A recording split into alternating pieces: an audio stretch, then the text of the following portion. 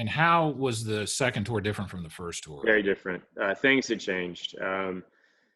You know, the Muqtada al-Sadr, funny enough, that where that picture is taken, Sadr City, his son is Muqtada al-Sadr.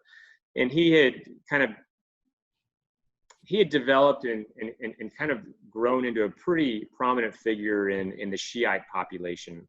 Sistani was kind of the lead religious leader, and we ended up being in Najaf, which is kind of like the Rome or the Vatican for the Shiite Muslims. So there was a lot was going on. We had things going on in Fallujah. We had things going on in Najaf. That's when IEDs really were coming about. So the enemy had, you know, all the energy was gone. There was a big vacuum, obviously.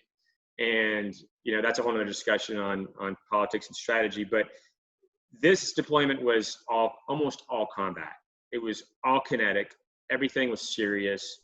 There was two major battles at this time. There was one in Najaf and Fallujah. Najaf came first and was kind of the blueprint for Fallujah in some ways. Najaf was different, though. Najaf, again, it was the Vatican of Shiite Muslims, so very protected religious site. And the folks we were going against, Muqtada al-Sadr and his militia, they had kind of taken over a cemetery, which is full of catacombs. So think like New Orleans catacombs, where there's places to go down below. And so the fighting happened in the city and in the catacombs. So very, very different than That gotta be so intense. It was intense. I mean, it's, you know, when you make a mistake there, it's somebody's life. You know, I mean, I'll give you an example, and this is Sergeant Moses Rocha, great guy. He was my machine gunner. We were driving into the cemetery.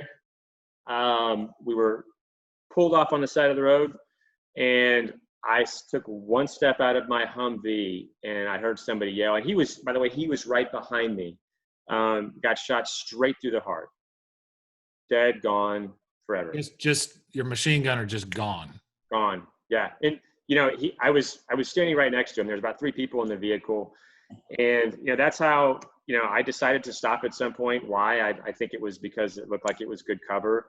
But the fighting was over to my right, but the shot came from a building up on to my left. Yeah, man, it's hard to even imagine what that must have been like. I mean, so, you know, I'm picturing in my mind, somebody gets shot through the heart. I'm running for cover. Like I don't know what I would do in that situation. So what do you guys do in that situation? Is it like, again, you're just training? You're trained. And if there's anything the Marine Corps does, and you know, I spent time in the Army too, is the Marine Corps trains their young officers and NCOs the best in the world. They are trained for this. So, you know, when I saw that, you know, maybe 2 years before, I would have done the same thing, Brian. I wouldn't have known what to do, but you know, my instincts knew what to do. So how long were you in this very intense kind of urban combat?